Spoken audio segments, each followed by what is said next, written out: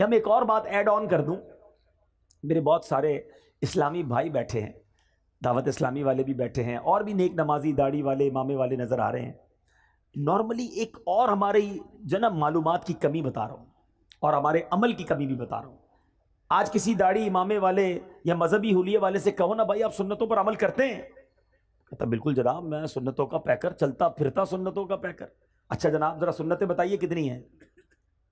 اب اس نے سنتیں بتانی ہیں، امامہ پہننا سنت ہے، داڑھی سنت ہے، تیل لگانا سنت ہے، کنگھا کرنا سنت ہے، سیدھے ہاتھ سے کھانا سنت ہے، بسم اللہ پڑھنا سنت ہے، سلام کرنا سنت ہے، مسکرانا سنت ہے، اور چپل سیدھے پاؤں پہ پہننا سنت ہے، کپڑا سیدھے ہاتھ سے پہننا سنت، اور بتائیے 10 12 15 اور بتائیے۔ That's it. ہمیں 15 17 20 سنتوں سے زیادہ سنتیں پتہ نہیں ہیں، اور ہم کہتے ہیں میں سنتوں کا پیکر ہوں۔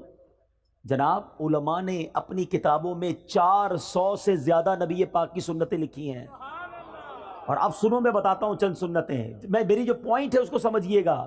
ہم نے نبی پاک کے سراپے کی سنتیں تو جو نظر آتی ہیں وہ تو چلیں اپنا لی، بڑی اچھی بات ہے، مگر سچ بولنا بھی سنت ہے، وعدے پورے کرنا بھی سنت ہے، قرض وقت پر لوٹانا بھی سنت ہے، پڑوسی کا خیال رکھنا بھی سنت ہے، بچوں پر شفقت کرنا بھی سنت ہے، بڑوں کا ادب کرنا بھی سنت ہے، اپنی ازواج اپنی فیملی کے ساتھ نرمی کا برتاؤ کرنا بھی سنت ہے، اپنے غلام اور اپنے خادموں کی غلطی پر معاف کرنا بھی سنت ہے، بدلہ نہ لے کر جانی دشمنوں کو معاف کرنا بھی سنت ہے، ارے غریب آئے جو آئے اسے عطا فرمانا، سخاوت کرنا بھی سنت ہے، اپنے پیٹ پر پتھر باندھ کر اپنے صحابہ کو روٹی کھلانا بھی سنت ہے۔ ان سنتوں پر کون عمل کرے گا؟ ہے داڑھی رکھ لی، امامہ پہن لیا اور کاروبار میں جھوٹ بولتے ہیں؟ یہ صرف سراپے کی سنتیں اپنا کر ہم سمجھ رہے ہیں ہم سنتوں کے پیکر ہو گئے۔ جس نے سنتیں سراپے کی سجائیں اس پر اب زیادہ ذمہ داری ہے کہ اب کردار کی سنتیں بھی اپنائے، ورنہ لوگ کہیں گے کہ دیکھو امامہ پہن کر داڑھی رکھ کر نمازیں بھی پڑھتا ہے اور یہ حرام کام کرتا ہے، سود کا کاروبار کرتا ہے، جھوٹ بولتا ہے، قرض واپس نہیں لوٹاتا ہے، گھر والے پریشان ہیں کہ بیوی پر ظلم کرتا ہے، ماں باپ کا ادب نہیں کرتا ہے، بچوں پر سختی کرتا ہے۔ کیا یہ نبی پاک کی سنتیں نہیں؟ تو خدا را اے میرے میٹھے اسلامی بھائیوں، ہاتھ جوڑ کر اپنے بیٹھے اس لیے سمجھا رہا ہوں کہ یقیناً داڑھی رکھنا سنت ہے، یقیناً امامہ پہننا سنت ہے، سنت کا لباس ہم نے اپنایا، اب لوگ ہم میں نبی پاک کی جھلک دیکھنا چاہتے ہیں، کردار مصطفیٰ کی برکتیں دیکھنا چاہتے ہیں۔ تو سنتیں بہت ساری ہیں، اور کردار کی سنتیں کون اپنائے گا؟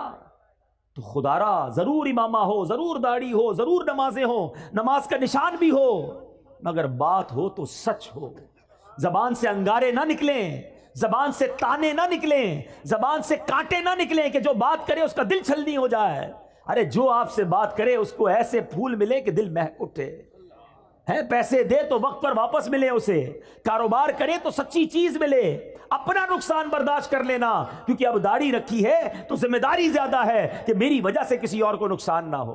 آستینے چڑھا کر سنتوں کا لباس پہن کر بات کرنے والے سے کون محبت کرے گا؟ اور میں سچ بتاؤں دل جلتا ہے کہ اس طرح کے کردار کے جس کے اندر کردار کی خامیاں ہوتی ہیں وہ پھر نبی پاک کی سنتوں کے خلاف لوگ بات کرتے ہیں، مذہبی لوگوں کے خلاف بات کرتے ہیں کہ دیکھو مذہبی لوگ ایسے ہوتے ہیں۔ اب میرے اپنے ہیں اس لیے میں دل کی بات کر رہا ہوں۔ صدیق اکبر کے اس واقعے سے پتا چل رہا ہے کہ نبی پاک نے فرمایا 360 خصلتیں ہیں جو اچھی عادتیں ہیں، کہاں ہیں ہمارے اندر؟ اب آؤ میں بتاتا ہوں صدیق اکبر کے اندر کیسی کیسی عادتیں تھیں۔ آپ زمانہ جہلیت میں بھی، ابھی اسلام کہ نبی پاک نے اعلان نبوت ہی نہیں کیا تھا، اس دور میں بھی کبھی زندگی میں صدیق اکبر نے جھوٹ نہیں بولا۔ صدیق آپ کا لقب پہلے ہی صدیق مشہور تھا، ہر بات سچ کہتے تھے۔ آپ بھی اگر صدیق بننا چاہتے ہیں نا، سبحان اللہ، وہ مقام صدیقیت تو اور ہے، سچ بولنے والا، سبحان اللہ۔ حدیث پاک سناتا ہوں، نبی پاک علیہ الصلوۃ والسلام فرماتے ہیں کہ بندہ سچ بولتا رہتا ہے، حدیث پاک کا مضمون ہے، سچ بولتا رہتا ہے، سچ بولتا رہتا ہے، یہاں تک کہ اللہ کی بارگاہ میں صدیق لکھ دیا جاتا ہے، ہمیشہ سچ بولنے والا لکھ دیا جاتا ہے۔ اور بندہ جھوٹ بولتا رہتا ہے، جھوٹ بولتا رہتا ہے، جھوٹ بولتا رہتا ہے، یہاں تک کہ اللہ کی بارگاہ میں کذاب لکھ دیا جاتا ہے۔ اس سے بڑا بد نصیب کون ہے جو دنیا میں رہے اور اللہ کی بارگاہ میں کذاب لکھا ہوا ہو؟ بزرگ بیٹھے ہیں، پہلے کے دور میں لوگ کبھی کبھی جھوٹ بولتے تھے، اور اب تو ایسا لگتا ہے کبھی کبھی سچ بولتے ہیں، بات بات پر جھوٹ۔ کدھر رہتے ہو؟ جھوٹ. کیا کرتے ہو؟ جھوٹ. کچھ اور ہی بتانا ہے نا. کیسے بتاؤں شادی وال میں رہتا ہوں، گاؤں میں رہتا ہوں؟ او بھائی میں تو فلاں بڑے شہر میں کوٹھی ہے میری تو بڑے بڑے کارخانے ہیں. پتہ چلا لگاتا ٹھیلا ہے، بتاتا کارخانے ہیں. اپنے سٹیٹس بتانا ہے نا. میں فلاں پوری دنیا گھوم کر آیا ہوں، گجرات سے باہر نکلا نہیں ہے. لیکن ذرا اپنا روب بھی تو جمانا ہے نا. کیوں جھوٹ بولنا ہے؟ کیوں لوگوں کو راضی کرنے کے لیے اللہ کو ناراض کرنا ہے؟ اچھا پھر ایک اور الگ کہانی ہے کہ جناب چٹکلے سنانے کے لیے، لطیفے جس کو کہتے ہیں، ہنسانے کے لیے، کامیڈی کرنے کے لیے جھوٹ بولنا ہے. یاد رکھو حدیث پاک کا مضمون ہے کہ جو ہنستے ہنستے گناہ کرے گا قیامت کے دن روتے روتے جہنم میں ڈالا جائے گا. تم لوگوں کو راضی کرنے کے لیے جھوٹ بول رہے ہو، لوگوں کو راضی کرنے کے لیے، کامیڈی کرنے کے لیے، لوگوں کو خوش کرنے کے لیے اللہ کو ناراض کر رہے ہو. حدیث پاک کا مضمون ہے کہ جو ایک جھوٹ بولتا ہے بندہ، اس کے منہ سے اتنی بدبو نکلتی ہے کہ رحمت کا فرشتہ 1 میل دور چلا جاتا ہے. اتنے جھوٹ بولے. اب کوئی لوگ ملتے کہتے ہیں گھر میں برکت ہی نہیں ہے، بیماری دور نہیں ہوتی ہے، کاروبار میں برکت نہیں ہے، گھر میں لڑائی جھگڑے بہت ہیں. کدھر سے رحمت آئے گی؟ تم نے جھوٹ اتنے بولے کہ رحمت کے فرشتے سارے دور کر دیے. نہیں میرے میٹھے اسلامی بھائی، صدیق اکبر ہمارے سروں کے تاج، ہم ان کے غلام. ذکر تو بڑے شوق سے سنتے ہو، ان کی باتوں پر عمل کب کریں گے؟ آؤ آج نیت کریں، کچھ بھی ہو جائے ہم نے انشاءاللہ ہمیشہ سچ بولنا ہے. شیطان ڈالے گا دماغ میں کہ جناب تم سچ بولو گے تو تمہارا مال کیسے بکے گا، دوسرے لوگ جھوٹ بول کے بیچ دیں گے، دوسرے لوگ آگے بڑھ جائیں گے. ابے کسی کو نہیں دیکھنا ہے. یاد رکھو کونوا مع الصادقین، سچوں کے ساتھ ہو جاؤ. آپ سچے ہو جائیں انشاءاللہ رب کی رحمت آپ کے ساتھ ہو جائے گی. سچ بولنے سے کام بند نہیں ہوگا، اللہ اور عطا فرمائے گا، غیب کے خزانوں سے عطا فرمائے گا. صدیق اکبر رضی اللہ تعالیٰ عنہ کی باتیں تو اتنی ہیں سبحان اللہ کہ میں ساری رات ہی بیان کرتا رہوں. ایک اور بات کر کے اپنی گفتگو کو ختم کرتا ہوں، اور یہ بھی گاؤں گوٹھوں میں بہت زیادہ پائی جاتی ہے، اس لیے میں اس خصلت کو، اس عادت کو، یہ بھی سنت ہے اور لیکن اس سنت پر عمل کرنے والے شاذ ملتے ہیں. صدیق اکبر رضی اللہ تعالیٰ کا ایک معمول تھا کہ مدینے کی جو بچیاں تھیں وہ خلیفہ بننے سے پہلے 3 سال تک ہر سال آپ کے پاس آتی اور محلے کی بکریاں، اپنی بچیاں جو ہے بکریاں لے کر آتی. تو تقریباً ہر دوسرے دن آتی تھی اور کہتی حضور ہماری بکریوں کو آپ دودھ دھو دیجئے. صدیق اکبر رضی اللہ تعالیٰ عنہ کو دودھ نکال کے دیتے. اب آپ بن گئے خلیفہ، امیر المومنین، ہیڈ آف اسٹیٹ. آج کے لفظ میں آپ تو اس مملکت کے ہیڈ تھے نا. اب ان بچیوں نے آ کر کہا کہ حضور پہلے تو آپ دودھ نکال دیتے تھے، اب تو آپ خلیفہ بن گئے ہیں، اب تو آپ دودھ نہیں نکالیں گے. آپ نے فرمایا کیوں نہیں، بکریاں لے آیا کرو، میں اب بھی تمہیں دودھ دھو دیا کروں گا. مدینے کی بچیاں بکریاں لاتی. صدیق اکبر رضی اللہ تعالیٰ خلیفہ بن چکے تھے، پھر بھی ان بچیوں کا دودھ دھویا کرتے تھے. حضرت عمر فاروق کے بارے میں آتا ہے یہ کیسے لوگ تھے. کہتے کہ میں ایک بوڑھی عورت کے گھر پر بیچاری پریشان تھی تو کبھی کبھی جا کر اس کے گھر کے کام کاج کر دیا کرتا، صفائی کر دیا کرتا، چیزوں کو ٹھیک کر دیا کرتا.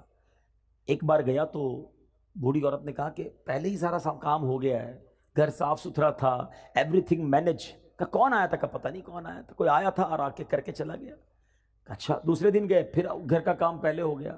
تیسرے دن گئے پھر گھر کا کام حضرت عمر سے پہلے ہو گیا، عمر فاروق رضی اللہ تعالیٰ سے پہلے. کہتے کون ہے جو مجھ سے پہلے آ کر گھر کے سارے کام کر جاتا ہے. اب ایک رات حضرت عمر فاروق کہتے ہیں میں دن میں آ کر چھپ جاؤں گا. اب آ کر شام کو چھپ گئے، دیکھا کہ خلیفۃ المسلمین امیر المومنین حضرت ابو بکر صدیق تشریف لائے. اس بوڑھی عورت کے گھر میں جھاڑو لگایا، اس کے کپڑے اور اس کے سارے کام کاج ٹھیک کیے اور اس کے بعد تشریف لے گئے. کیا سیکھنے کو ملا کہ خلیفہ بننے کے بعد بھی عاجزی کا پیکر ہیں، انکساری کا پیکر ہیں، ڈاؤن ٹو ارتھ ہیں. اور آج ہمارا کیا حال ہے؟ تھوڑے پیسے مل جائیں، تھوڑی نمبرداری مل جائے، کسی ملک کا ویزا لگ جائے، او ہو پھر تو ہمارا سٹائل ہی الگ ہے نا. پہلے محلے میں کوئی جانتا نہیں تھا، آج تھوڑا نام پاکستان میں مشہور ہو جائے پھر تو انداز ہی بدل جاتا ہے. بندہ مالدار ہو کر آج کل یہ ہو گیا غریب رشتہ دار کو پہچاننا چھوڑ دیتے ہیں کہ میں کیسے بتاؤں یہ میرا چاچا ہے، یہ بیچارہ پگڑ باندھے والا، یہ دیہاتی آدمی میں کسی کو کہوں گا میرا ابا ہے، میرا چاچا ہے تو لوگ مذاق اڑائیں گے. استغفر اللہ. یہ سیکھا ہم نے، یہ اسلام کی تعلیمات ہے.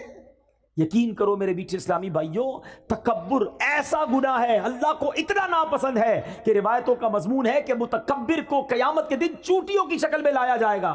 اور لوگ مسل مسل کر اس کے اوپر سے گزر رہے ہوں گے۔ تکبر ہی تو کیا تھا شیطان نے۔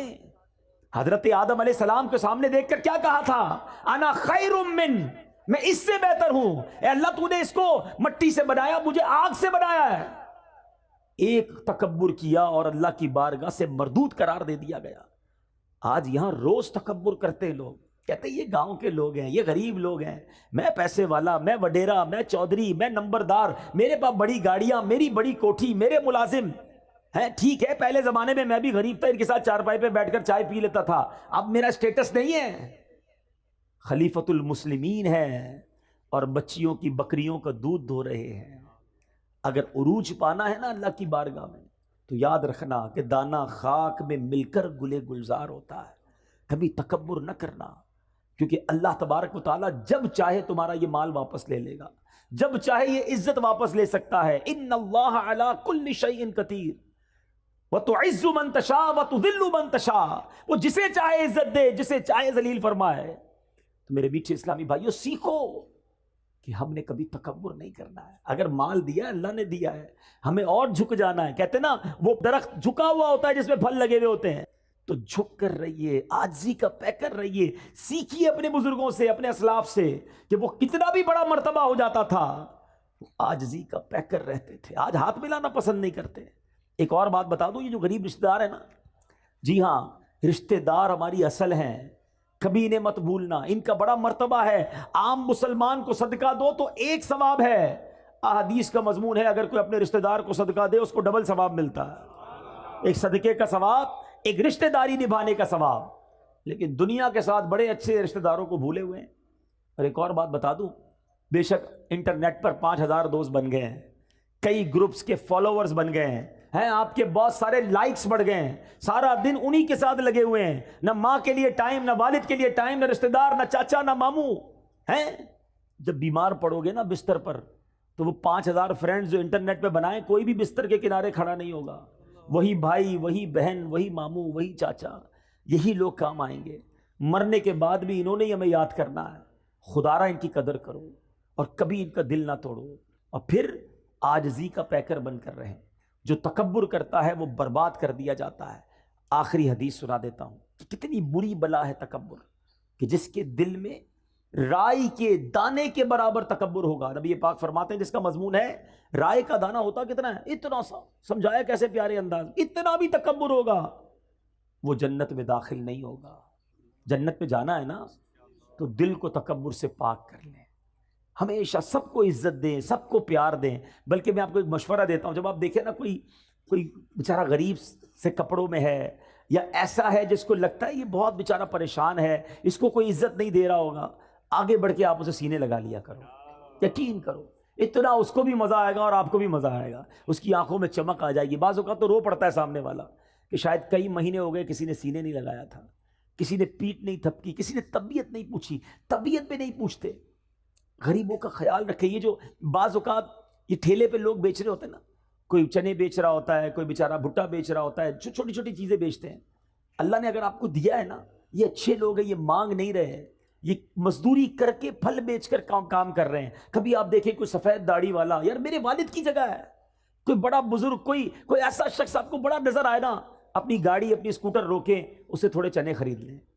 آپ کو نہیں چاہیے نا، کوئی بات نہیں، اگلے اسٹاپ پہ کوئی اور بیچارہ غریب نظر آئے گا، اس کو دے دیجیے گا۔ ہو سکتا ہے یہ اسی 50-100 روپے کے انتظار میں بیٹھا ہے کہ یار 100 روپے کی کمائی اور ہو جائے تو اپنا ٹھیلا بند کروں، گھر جاؤں بچوں کے پاس، وہ 100 روپے آپ اس کا کام کروا دو۔ یار اللہ دیکھ رہا ہے، جس کو اللہ نے نوازا ہے دل جیتو، ان لوگوں کی دعائیں لو۔ مگر آج ان ٹھیلے والوں کو بھی لوگ گالیاں دے رہے ہوتے ہیں۔ غریب ہے نا، کر تو کچھ نہیں سکتا ہے، غریب بیچارہ کوئی سگنل پہ آ گیا، اس کو برا بھلا کہہ کے چلے جائیں گے۔